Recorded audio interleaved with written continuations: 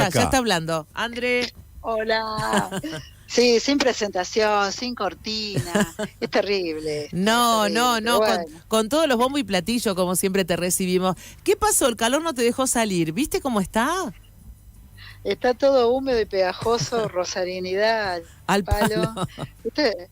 Pero basta ya de esto. Yo quiero ponerme del gamulán, el gorrito El de lana. abrigo, Por favor. pero claro. Totalmente sí. 29 grados a esta altura, no, demasiado. No es demasiado, ya estamos viviendo muchas situaciones que son demasiado. El clima no, que nos dé un alivio. André, te metes en un tema polémico en la jornada de hoy. Bueno, pero porque Andrea es polémica. Sí, le gusta esos temas. Uy, sí, me encanta pelear. Exacto. Claro. Hay una pelea que se está dando y que se va a seguir dando porque da para mucho pelearse, que es entre los escritores y la inteligencia artificial. Bien. Es muy interesante porque nosotros, medio que la vemos de lejos todavía, sobre todo por el alcance económico que tienen estas disputas, no hemos llegado todavía acá a confrontaciones legales, ¿sí? Pero ya hay en otros países juicios que han ganado los escritores contra empresas dueñas de inteligencia artificial. Y está muy bueno pensarlo porque de lo que se quejan los escritores es de una apropiación totalmente ilegal, ilícita, pero ilícita respecto de qué ley, si no hay jurisprudencia y no hay leyes al respecto, ¿se entiende? Es como un callejón sin salida esta discusión, pero el daño sí es real. Yo me acuerdo siempre, y cada tanto vuelven a aparecer, ¿vieron esos avisos en las redes sociales que de cortar y pegar, donde dice no quiero que usen mis fotos, no quiero que pongan esto, no quiero que toquen esto? Que son de una ternura, ¿no? Sí, mi mamá. Es bien de tía eso, bueno, como si eso fuera una protección, cuando vos decís, deben tener todo. No autorizo a nadie a utilizar mis declaraciones. Mi foto en la que estoy con la camiseta de Rosario Central en la cara. Úsenla, chiques, úsenla que estoy linda. Que estoy linda y que quiero que Centralito esté en todos lados. Vamos. Entonces hay, digamos, un riesgo del que nos enteramos tarde todos, ¿no? Cuando poníamos así, sin ton ni son, toda nuestra vida minuto a minuto en las redes sociales. Entonces después viene esta alarma, ¿no? Pensando en esa circulación totalmente descontrolada, ¿no? Control sobre eso. Y alertas que aparecen de todo tipo, siempre, por supuesto, victimizando a los sectores más vulnerables. No sé, pones fotos de niños y pueden terminar esas fotos de niños siendo intervenidas y transformadas, por ejemplo, en material pornográfico. Horrible. Ya de solo pensarlo te dan náuseas, pero eso sucede. Entonces, yo también siempre hago el chiste estúpido de que, bueno, si alguien va a hacer algo conmigo, pónganme un buen par de cosas claro. Que no tengo, claro. Y después mándenmela, así, la pongo claro. de perfil. Y les pasás el alias y... Claro, y háganme un OnlyFans, pero todo eso como chiste, ni siquiera es gracioso cuando nos enfrentamos a que sucede en la realidad. Claro, ojalá fuera un chiste. Andrea, cuando ojalá hablamos... fuera un chiste que se pudiera hacer eso. Cuando hablamos de la preocupación de los escritores, tiene que ver con que ya las empresas están pensando en la IA para una obra completa, para hacer un libro, para narrar una historia, para pensar un poco en esa comparación de lo que es el talento y la creatividad de alguien que tiene los dotes de escribir bien. Claro, en realidad lo que hace la IA, bueno, las demandas han sido básicamente demandas por derechos de autor. Bien. O sea, no hay otra discusión que no tenga que ver con la plata. Son derechos de autor, es dinero. ¿Cómo se han ganado estos juicios? Con ese argumento. La IA no pidió permiso para utilizar las obras publicadas de muchos escritores como insumo para educar a estos robots, para cargar esa información en estas herramientas digitales. ¿Sí? O sea, dejemos de humanizar a la IA. La IA no aprende porque no es una persona. Ya de ahí arrancamos a conversar. Si no, no hay conversación posible porque estamos hablando boludeces, ¿sí? Entonces, yo tengo bots, tengo digamos, estos dispositivos digitales, y lo que hago es proveerlos de información para que a su vez puedan realizar procesos que son complejísimos, velocísimos, maravillosos, pero lo que yo pongo a disposición como información resulta ser que es una obra de arte creada por un ser humano al que nadie le pidió permiso para utilizarla así. Ujú. Ahí viene el problema.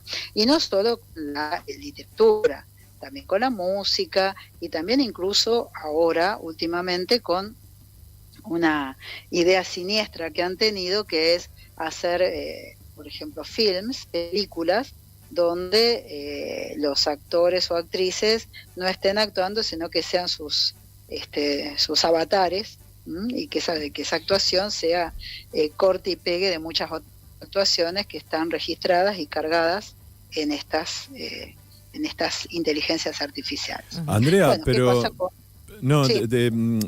se me viene esta cuestión de que la discusión desde este lugar pareciera que se mete en una cuestión legal, ¿no? Jurídico-legal, de derechos de uso y demás, cuando en realidad también hay un montón de obras. No es derecho de uso, es derecho de autor. Está Son bien. dos cosas totalmente diferentes. Falta de consentimiento y no hay compensación por El ese uso. consentimiento. Claro, no hay consentimiento. Exactamente. Incluso no hay consentimiento. Cuando no hay, o sea, puede haber una compensación económica, no. De hecho, estos escritores, de paso cañazo, aprovecharon y dijeron, bueno, a ver, retrospectivamente le ponemos un precio a usar mi obra. Porque yo, digamos, o sea, una obra de arte Claro. circula y circula con libertad. El tema es que vos no podés lucrar con esa obra de arte que no te pertenece. Claro. ¿Sí? Y eso es lo que está sucediendo. Y que incluso viene sucediendo de entre casa hace mucho tiempo, ¿no? Cada tanto aparece alguien en las redes, por ejemplo, diciendo que hizo un dibujo re lindo, lo colgó en internet y resulta que después aparece estampado en una remera que se vende y que vos ni te enteraste que era tu dibujo el que estaba en esa remera y que esa remera la compraron por ese dibujo Se estampado. monetizó y no por esa obra. Pasó de ser un dibujo Entonces, a monetizarse, claro. Entonces, ahí es donde, y que si se quiere, si yo quisiera una cosa artesanal, copiar ese dibujo, también tendría que avisarle a esa persona si está de acuerdo en que yo haga eso, porque hay una propiedad que se llama propiedad intelectual, que es la idea, es a mí se me ocurrió y yo lo hice. ¿Lo pudimos pensar todos? Sí, pero lo hice yo. ¿Lo hicieron varias personas? Sí, bueno, pero ese lo hice yo. Entonces, esa propiedad intelectual, ese derecho a autor, que es algo que viene gestándose del 1500 más o menos en adelante, es algo que se encuentra ahora cuestionado. ¿Por qué? Cuestionado. Son re vivos. Mirá que se van a poner a preguntar. Agarraron todo lo que estaba circulando en internet y se puso eso a disposición de estos bots que, por supuesto, tienen un acceso directo a todo porque es su mundo, ¿no? Entonces no tienen que andar buscando ni pidiendo permiso como yo, que tardo no sé cuánto, puedo estar 2 horas para buscar un dibujo en Pinterest. Bueno, eso no le pasa al bot. Entonces pensemos en eso, que por ejemplo son novelas y novelas y novelas y libros de poesía y trabajos académicos y conferencias y videos y películas que van a estar ingresados y puestos a disposición como información, que después se combina y se recombina. Pero esa información que se combina y se recombina es de alguien. Exacto. Y ese alguien no dio permiso. Pensaba... Entonces estos juicios, hicieron que todo el mundo sacara sus cosas. Claro. En la medida de lo posible. Ya hay cosas que no se pueden sacar. Ya las vieron, ya las tienen guardadas. Pero hay toda, digamos, o sea, ahora una discusión de si se va a legislar o no para eso. O si uno va a tener que resignarse y decir, bueno, si cuelgo un poema mío en internet, después eso puede estar a disposición de otros. Tanto que esa es la discusión. Tanto que se ha batallado cuando uno toma la obra de alguien y citar la fuente. Tanto que se ha batallado, digamos, para citar la fuente. En el ámbito académico, ¿de quién es esto? ¿Citaste la fuente? ¿Citaste de quién es ese trabajo? Si no, en otro momento se llamaba plagio, ahora se llama inteligencia artificial, qué bonito, pero sigue siendo lo mismo. Es plagio, es plagio. Cualquier Claro. cosa tuya, claro, cualquier cosa que tiene una propiedad intelectual de sea quien fuere, por eso, bueno, hay organismos, eso se registra, ¿no? Sí. Tampoco vas a poder estar registrando todo el tiempo, ¿no? Cuando fue el boom de la internet, de la aldea global, que todos compartíamos todos porque nos sentíamos hermanados con la aldea. Ahora todo el mundo se quiere matar, porque resulta que lo primero que aparecieron fueron los plagios burdos, ¿no? Tipo yo me apropio de un texto, le cambio 2 cosas, o no le cambio nada, lo pongo con mi nombre, alguien se va a dar cuenta. Eso ya pasó a ser con este monstruo que son las inteligencias artificiales, insumo para combinarse y recombinarse infinitamente, y donde hasta es difícil rastrear ese punto inicial donde está la apropiación, una apropiación totalmente ilegítima. Hicieron ahora varios juicios en Estados Unidos, se aliaron un montón de escritores y le ganaron un montón de guita, y también lograron un poco que se ponga en discusión y que se frene hasta saber bien de qué se va a tratar esto, sobre todo porque no podemos tampoco perdernos del canal de difusión que representa el mundo digital. No podemos estar... Bueno, ahora, por ejemplo, recrudecieron las medidas. Antes era muy sencillo, con algunos sellos editoriales, bajarse los libros para leerlos en la compu o hacerse una lección uno en su casa caserita, ¿no? Ahora, por ejemplo, hay ya editoriales, sobre todo de Estados Unidos, donde fueron todos estos, Estados Unidos de América, donde fueron todos estos juicios, que ya no permiten eso. Y no es que no lo permiten por los usuarios, no es que no lo permiten porque saben que yo estoy en Rosario, Argentina, con una compu vieja, bajándome un PDF. No es por mí que lo hacen, es para que esa obra no circule en ese formato en Internet. ¿Se entiende? Y a mí me están perjudicando, y eso que yo soy un delincuente menor en la academia. Sin embargo, es lo único que hasta ahora han podido hacer. Y, por ejemplo, en muchas de las plataformas donde se podía acceder a este tipo de material, bueno, ahora están con dificultades para incorporar muchos títulos, porque a lo que se apunta es que sea una circulación comprobable, que se sepa dónde está ese libro, no que circule así en forma fantasmagórica y termine luego siendo insumo de estas inteligencias.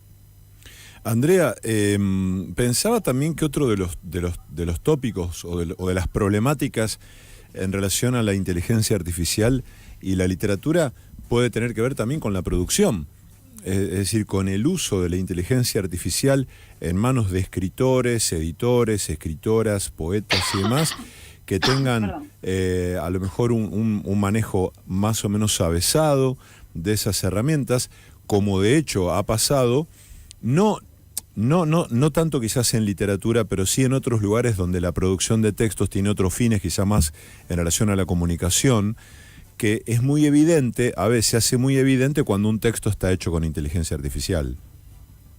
Claro, lo que pasa es que todos esos son ensayos. En algún momento y dentro de muy poco tiempo la inteligencia artificial va a estar muchísimo más afilada y van a ser textos cada vez de mejor calidad. Lo que pasa es que tiene que ver con el tipo de texto. O sea, si yo voy a escribir un manual, por ejemplo, un manual tiene un formato que es específico, tiene una estructura precisa, eso la IA lo puede copiar más bien. O sea, obviamente va a tratar el manual y todo eso, bueno, esperemos, que es lo que se tiene. Pero hay que hacer una distinción entre lo que se puede reproducir mecánicamente y lo que no.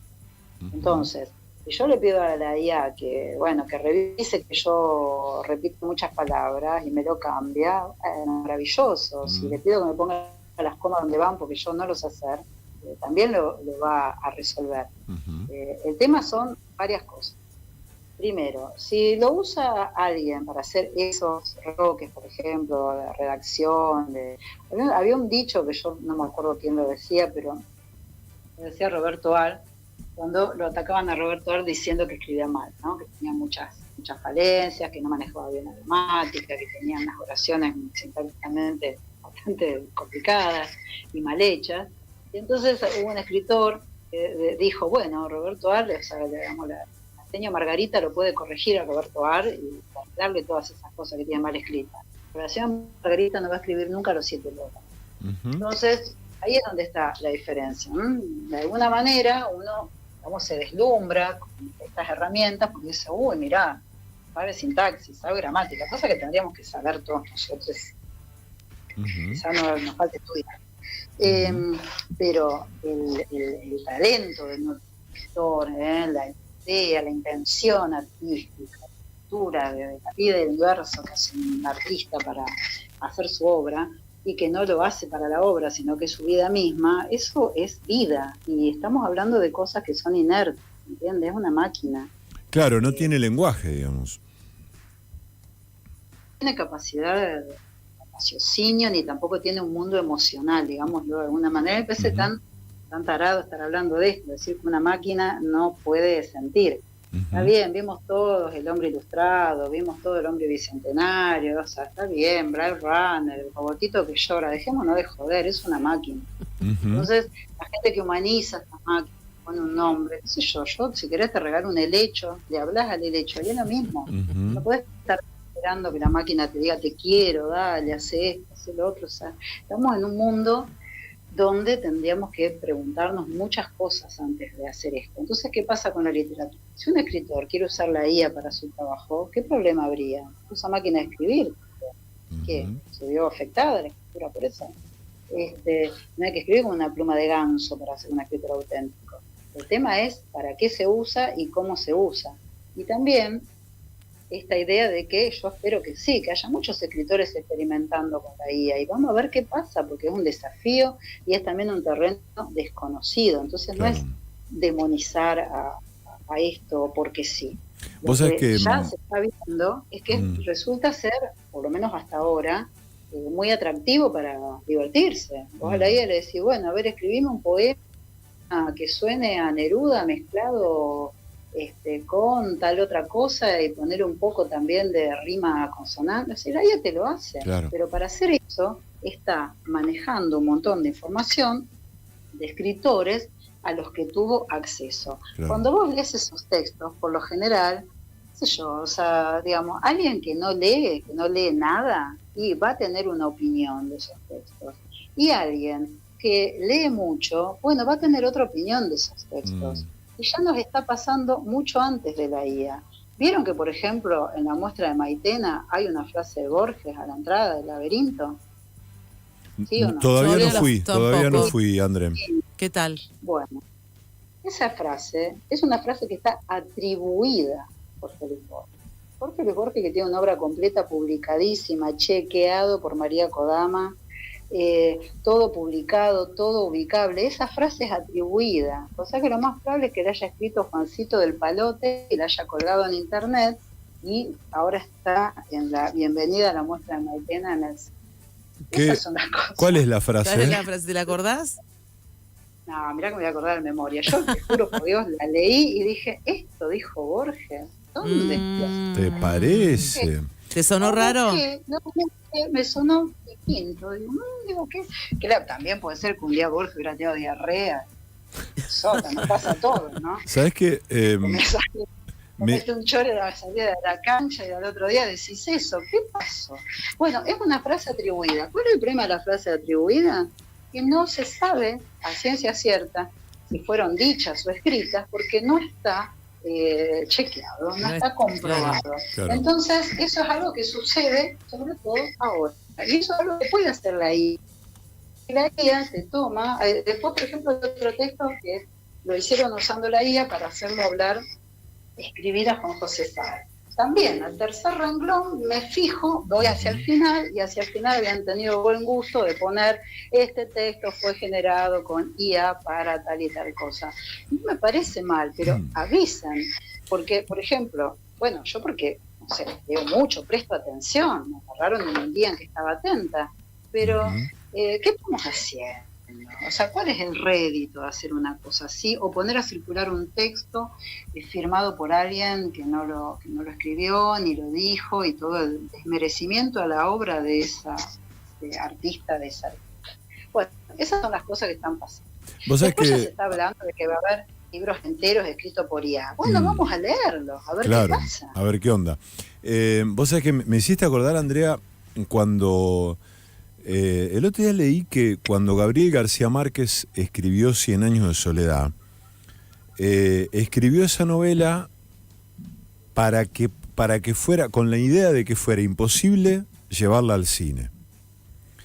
Viste, bueno, finalmente no hay ninguna película de 100 años de soledad. Sí hay una serie. Exacto. Que no la vi, la verdad no la vi. No, Pero, no mire, no sé.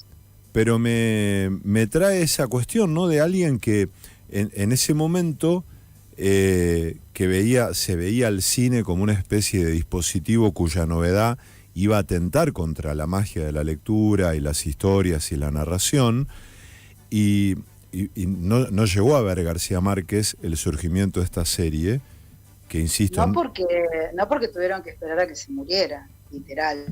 Claro. Literal. Porque él dijo que no. Y eso que García Márquez podría haber colaborado con la escritura del guión, ¿no? Como lo hizo con otras obras. En el caso, digamos, o sea, de la inteligencia artificial y todas estas múltiples funciones que tiene, es súper útil para alguien que escribe, súper útil para poder eso, saltear baches en la escritura, resolver cuestiones, pedir consejos, decir, bueno, de acá, del punto A al punto B con estos personajes, ¿cuáles serían las formas posibles de llegar? Y capaz que te tiras 50, cuando vos con tu pensar esas 50 estás un montón de tiempo y esto te lo resuelve rápido. La cuestión es, digamos, bajarnos un poco de toda esta novela romántica, gótica con la IA, y pensar que no va a reemplazar a los escritores, porque justamente es algo profundamente humano el arte. Entonces dejemos que la IA reemplace lo que puede y pensemos cuál es la relación entre las obras de arte y las personas. Si uno lo que quiere es leer libros que estén todos iguales, que se repita todo el tiempo la misma historia, hay libros que son así porque están escritos no ya por IA, sino por escritores fantasmas, ¿no? Como ya se dio desde la década del 90. Estas sagas que salen uno cada 6 meses y que en realidad son un grupo de escritores fantasmas que están ahí escribiendo, todos iguales, con una cosa así, digamos, que los empareja, que a veces ni siquiera tienen nombre, sino que por lo general son siglas, y donde responden a un público que consume eso y que quiere eso. Bueno, quizás haya un público al que se conforme y al que se le venda esto. Y digo venda porque esto fundamentalmente es un tema económico. Exacto. Y por otro lado también hay escritores que van hacia otro público y hay otro público que lee otras cosas. Y que también pensemos, si hay tantos libros y siguen saliendo libros, es porque hay una necesidad. O sea, somos distintos cada uno de nosotros, hay una voz diferente de cada uno de nosotros. Entonces, cada uno de nosotros es un libro que todavía nos falta leer. Y eso la IA no está totalmente ajena a ese mundo. ¿Sí? Por eso digo yo este peligro a veces de tratarla como si fuera una persona y creer que es una persona. No, que es una máquina. Entonces, hay que tener en claro eso. Cuando nosotros nos acercamos al arte, nos acercamos a lo más profundo del ser humano, que primero tiene que ser un ser humano. O sea, arrancamos de ahí. Todo lo otro son todas cuestiones que pueden parecer, pero parecer y ser son dos cosas diferentes. A mí me gusta porque esto se está dando ahora en charlas, ¿no? Qué sé yo, la otra vez un amigo hizo escribir a la IA un tango. ¿Un qué, perdón? Un tango. Mirá qué lindo. Pero después decía, la verdad que esto sí, si es un tango, o sea, le falta algo. Acá yo de esto no voy a tararear nada de esto yo. Claro. Acá no hay ninguna frase que realmente me llegue. ¿Cómo puede ser? ¿Qué pasó acá? Bueno, estaba escrito con inteligencia artificial. Entonces hay algo que tiene que ver con lo profundamente humano que tenemos nosotros y que quizás va a ser el tester para diferenciar algo que querramos consumir o no querramos consumir. Y también pensemos en eso. Cuánto hay de lo que estamos todo el tiempo recibiendo que es de una calidad cuestionable o que cada vez está la vara más baja y que ya no nos importa si lo dijo Borges o no, total ni lo leemos. O sea, claro, eso un poco esto que venís diciendo me hace acordar a esto de la posverdad. Es un momento en el que prácticamente no importa la verdad, no se sabe qué es verdad porque los hechos no importan. Entonces se impone algo que ya tiene una lógica de poder, no se impone lo que un poder quiere que se imponga. Siempre va a favorecer a alguien. Pensemos también no solo los escritores, los editores, por ejemplo, los diseños de una colección, los diseños de una tapa. Hace ya varios años que, por ejemplo, se legisló sobre eso. Vos no podés ahora agarrar cualquier obra de arte y ponerla de tapa de tu libro porque eso ya le pintó a otro. Entonces, eso, por ejemplo, fue una legislación que se dio también a raíz de esto, ¿no? Del fácil acceso a obras de arte de gente, es decir, bueno, yo te pongo la tapa de mi libro y vos ni te enterás. O sea, hay, digamos, o sea, un montón de estas herramientas que incluso hasta los mismos editores están cuestionándose si las van a usar o no, si van a corregir una edición usando la IA o no, o si eso que hace la IA después es supervisado por una persona, si es cuestionado, si es revisado. Bueno, son todas cuestiones que no tienen una única respuesta, sino que se está construyendo porque está en construcción. Y me parece que también hay que desprejuiciarse un poco y pensar, bueno, cuáles son los beneficios y cuáles son las cosas que no son negociables con esto. Y a veces aparecen, como en este caso, como muy transparentes en esta preferencia, por ejemplo, hacia, no sé, un poema, un tango, un cuento escrito con bots que están mezclando estilos, frases y pequeños pedacitos de obras que hicieron otras personas a otra obra hecha por una persona. Y mucha gente dirá, bueno, pero es más linda la que salió de la compu que la que hizo esta persona que a mí no me gusta cómo escribe.